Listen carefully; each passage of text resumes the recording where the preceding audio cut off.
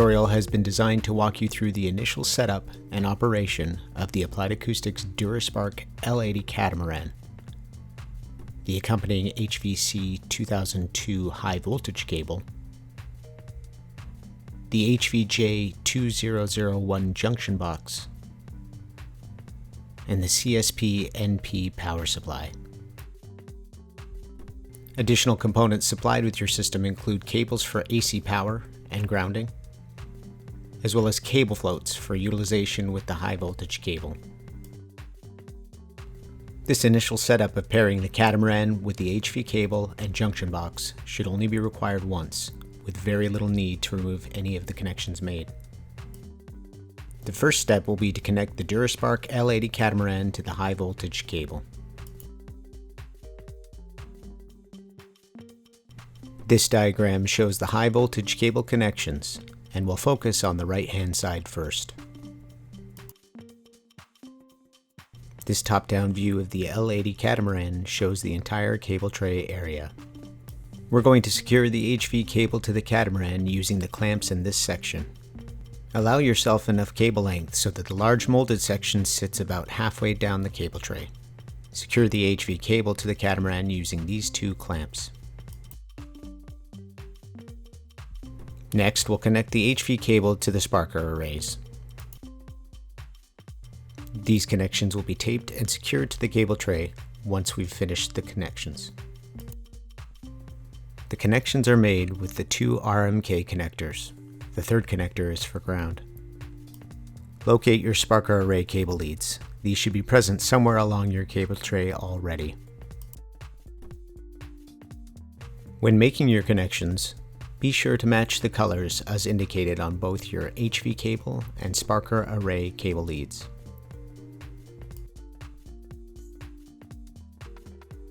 The manufacturer recommends insulating these connections with tape.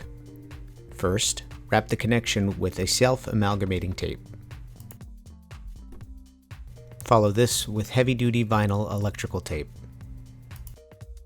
And finally with the standard electrical tape in red and yellow to match the already indicated colors.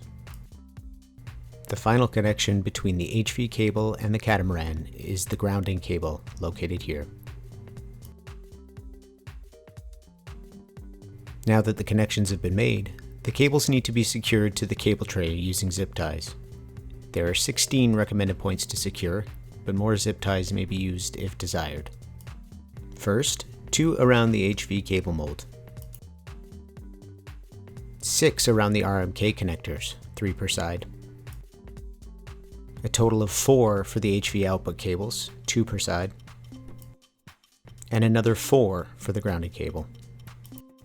It's likely that you'll have excess cable at this point. Any excess should be neatly gathered and zip tied to the underside of the cable tray. Now we'll connect our HV cable to our junction box. The connectors we'll use for this are located on the other end of the HV cable. Remove the lid of your junction box. Inside you will find a clamping bar with existing connections. Loosen or remove the unused clamping bar and feed the HV cable connectors through the hole. Remove the wing nuts securing the existing connections. Connect both the red and yellow leads to the red live terminal of the junction box, and the black lead to the black ground terminal. Re-secure the wing nuts. A good connection is necessary as high currents pass through these terminals. Once all of these connections have been made, make sure to re-secure the removed clamping bar and tighten. Another safety feature of the Dura-Spark system can be found inside of the junction box. If the lid of the junction box is open during operation, this safety interlock switch will deactivate the high voltage supply. When resecuring the junction box lid, make sure to listen for a click sound to indicate the interlock switch has been depressed correctly.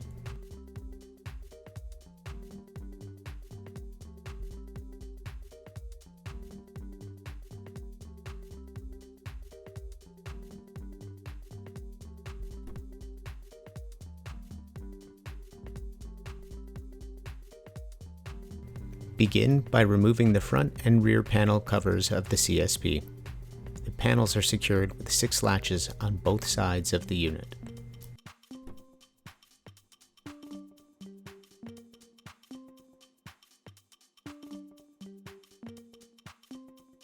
Store both panel covers somewhere safe for future use when the CSP is no longer being operated.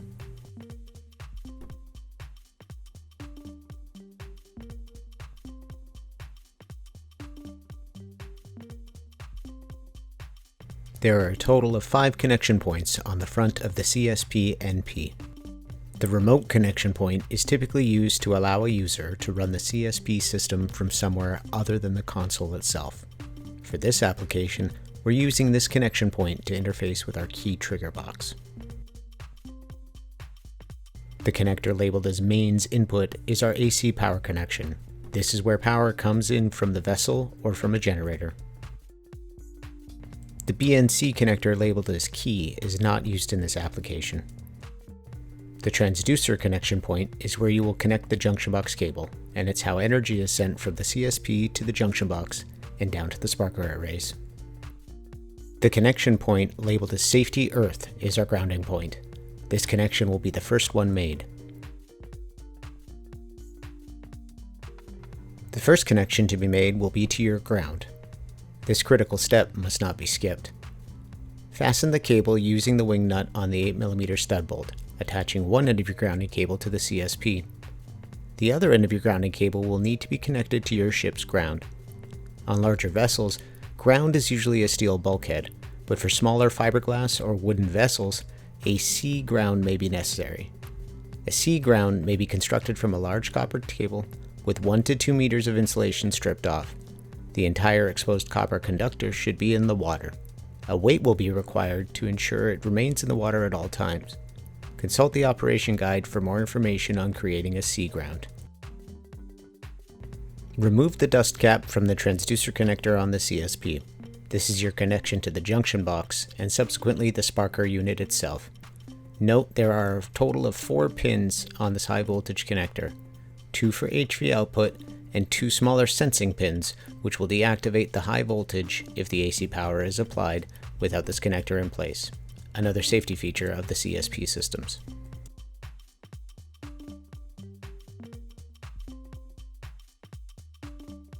This connector is keyed to assist with proper orientation.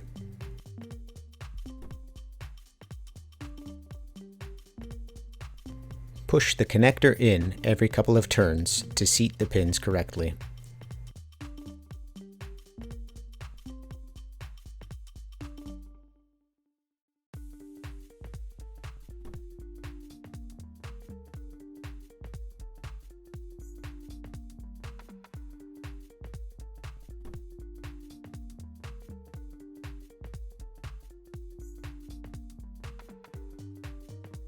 For this application, we're using a specialized key trigger box.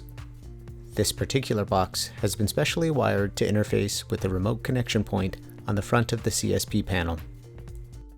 Remove the dust cap from the remote connector and connect your trigger box.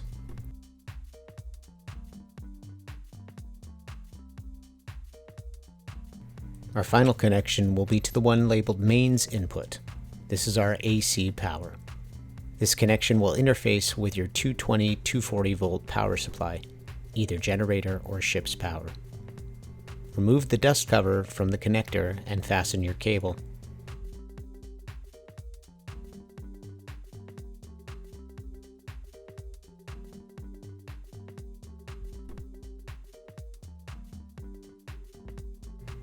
Please note that while the functionality is the same, this demonstration is being done on a CSP-P operating on 110 volts, versus the CSP-NP, which operates at 230 volts.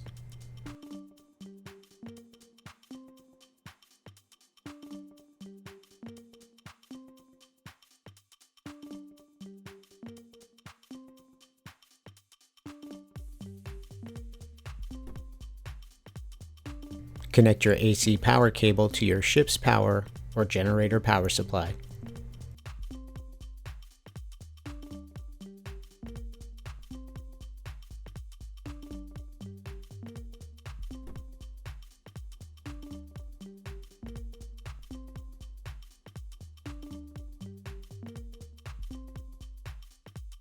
The EOC, or end of charge light, indicates when the capacitors have reached their potential voltage.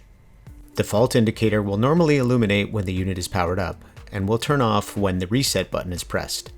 Otherwise, it will illuminate during most faults. See the fault condition section of this video for more information. The interlock light will illuminate if the front panel connector is left out when the unit is switched on, or if the lid of the HV junction box has not been closed correctly. The interlock LED will also illuminate if the top cover is removed. As a safety feature of the CSP-NP, the high voltage is switched off after a period of about 25 to 30 seconds without a key pulse. This will illuminate the timeout indicator. This feature also helps preserve the capacitors, since pulse discharge capacitors are not designed to sit powered up indefinitely. The HV fault indicator indicates an output overvoltage, temperature fault, or low input voltage condition. The load fault light indicates a high voltage output overcurrent, or open circuit condition. The indicator will be illuminated together with the HV off LED for 10 seconds before resetting. The high voltage on switch activates the capacitors and the high voltage power supply unit.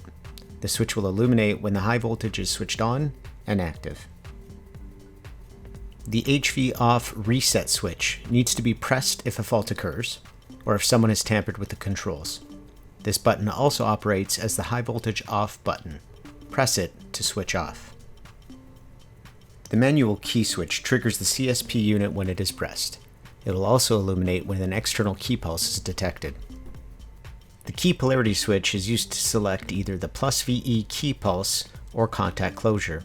In this application, we will leave it in the raised +VE key pulse mode. For more information, please see the operation manual. The local remote switch controls whether an external remote box can be used. For this application, we will be utilizing remote mode, so the switch should be depressed. This application is using a custom-built key trigger box which utilizes the remote port. In the event of an emergency, the unit can be shut down immediately utilizing the emergency stop switch. This switch shuts off the control logic of the charger, thus disabling the system. Rotate it to reset it. The power level switch is used to change your energy settings.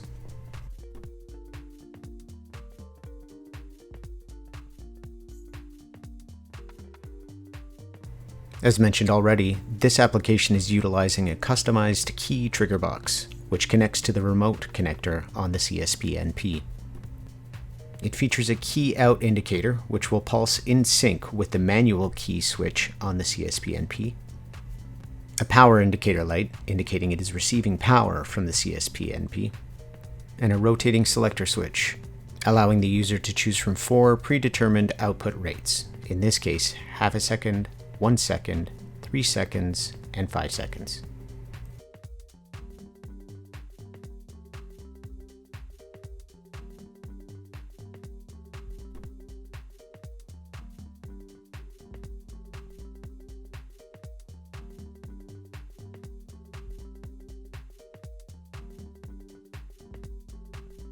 Prior to turning on the unit, verify all of your connections. Turn the power level setting to the lowest possible. Confirm that the emergency stop button is in an out position by giving it a half twist. Once all of your connections and settings have been verified, you can turn the CSP-NP on using the on-off switch.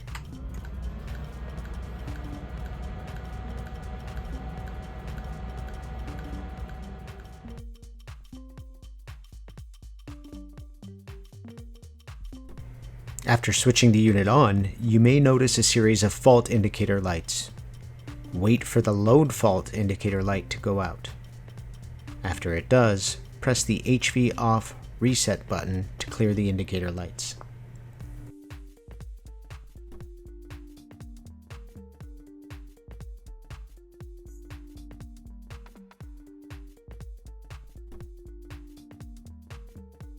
Once your fault indicator lights have been cleared, you'll notice that the HV on red button remains dim. We are not yet ready to engage high voltage. You may notice the manual key pulsing off and on. This is because we have a remote trigger box already connected and it is currently outputting a key pulse signal. The key out light on the trigger box will flash in sync with the manual key switch light. We are now ready to engage high voltage. Pressing the red button will result in 1 or 2 relays engaging.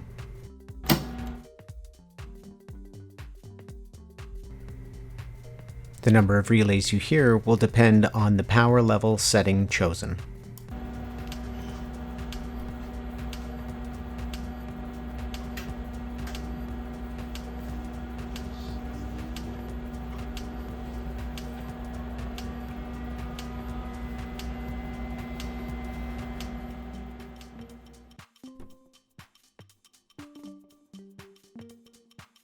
The EOC light will indicate when a charge is ready to be triggered.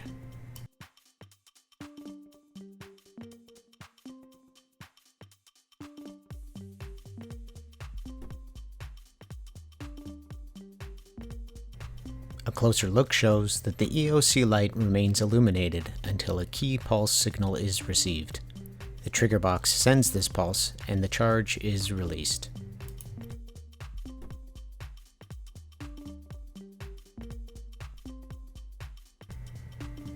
The key rate can be changed at any time utilizing your trigger box.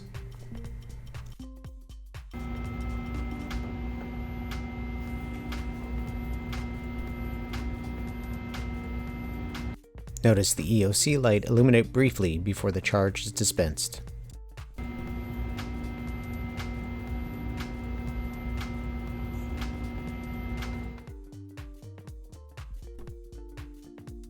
In this example, we'll change the key pulse rate to once every half second.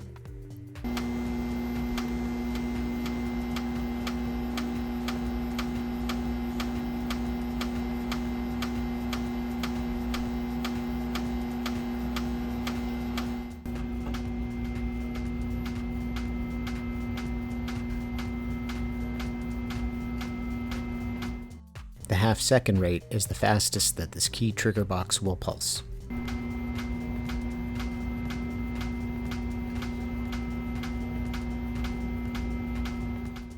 To change your power level setting during operation, you'll need to push the HV reset button, ideally between pulses.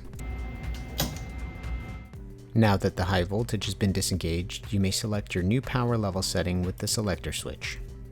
Press the HV reset button to clear the fault light indicators, and press the red HV on button to engage high voltage.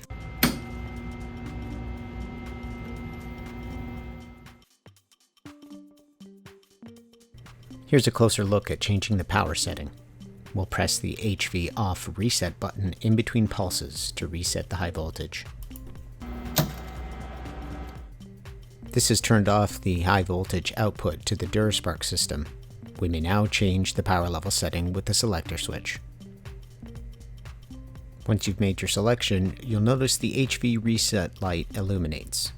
We may now reset the high voltage by pushing this switch.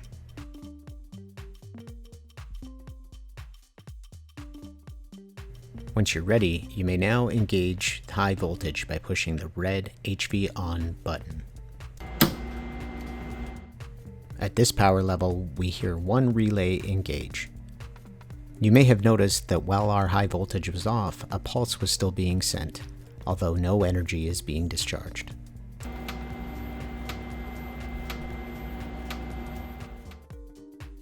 If needed, the emergency stop switch will shut down all high voltage output. This will de-energize the high voltage power supply.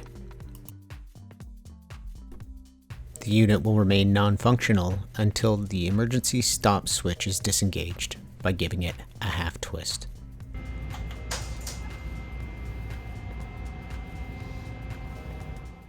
Press the HV reset button to clear the fault lights. Press the HV on button when you're ready to resume high voltage output. 2 relays are heard since we're on a higher power setting. Let's take a look at this procedure one more time, a little closer. Press the emergency stop switch to cease all operation immediately.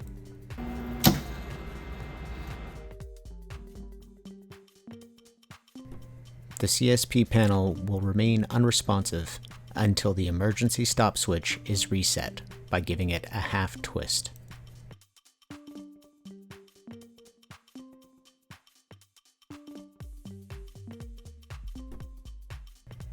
Clear the fault light indicators by pressing the HV reset button, followed by the HV on button to resume high voltage.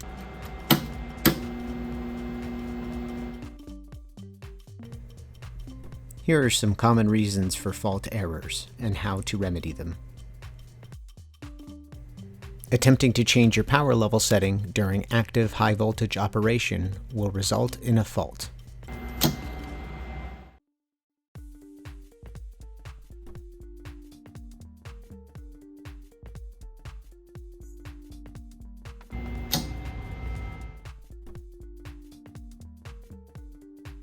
To clear this, set the power as desired, then press HV reset to clear the fault.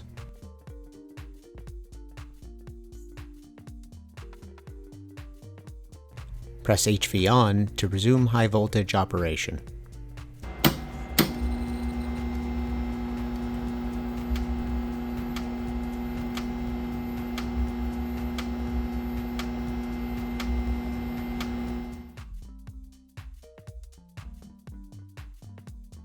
If you were to lose your key pulse for some reason, the high voltage is switched off after a period of approximately 25 to 30 seconds without this key.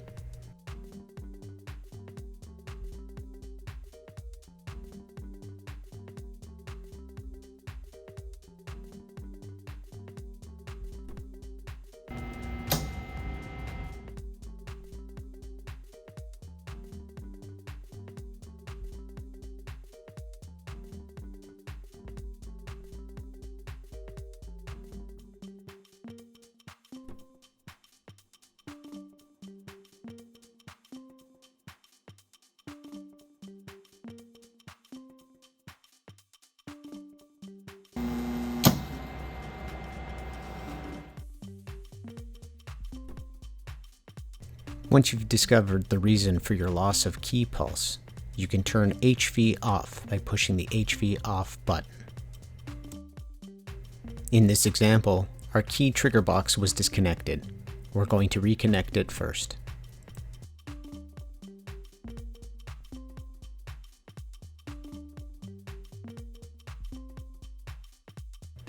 Then we'll push the HV on button to resume high voltage operations.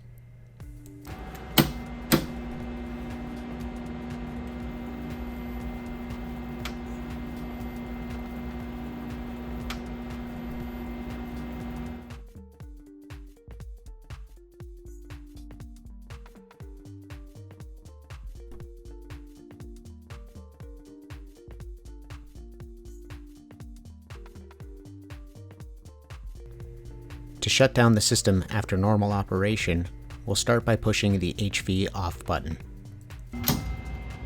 Remember that the key pulse indicator will continue flashing until the unit is off or the key trigger box is disconnected. Turn your power level selector switch to the lowest setting. You may now turn off the unit by flipping the main CSP power switch.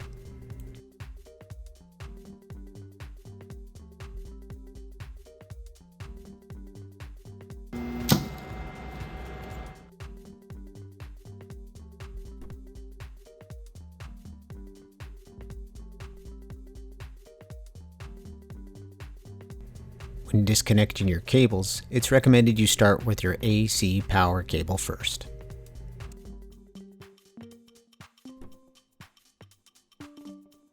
Please be sure to review the user manual and user guide for more information. For technical support, please contact Subsea Technologies at 281-398-5600 or email support@subseatechnologies.com.